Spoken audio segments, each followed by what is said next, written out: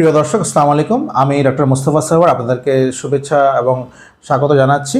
আমি ছোট করে বলতে চাই যে বর্তমানে যে টাইফয়েডের ভ্যাকসিনগুলো দেওয়া হচ্ছে, আমাদের সমাজে আমাদের পরিবারের বিভিন্ন মানুষজন বলছে এটা আসলে ফ্রি একটি ভ্যাকসিন, কাজে এটার গুরুত্ব কম তাদের কাছে এবং এটা ট্রায়ালে নাকি দেওয়া হচ্ছে। সম্পূর্ণ ভুল কথা। এটা ফ্রি ভ্যাকসিন না, এটা অবশ্যই ফ্রি ভ্যাকসিন না। এটা বাংলাদেশের স্বাস্থ্য অধিদপ্তর থেকে এটা কিনে নেওয়া হয়েছে ভ্যাকসিনটা গ্লাক্সোস্মিথক্লাইন নামক একটি বিশ্ববিখ্যাত ভ্যাকসিন প্রতিষ্ঠান থেকে। এই গ্লাক্সোস্মিথক্লাইন কাছ থেকে এটা কিনে নেওয়া, এটা ফ্রি না।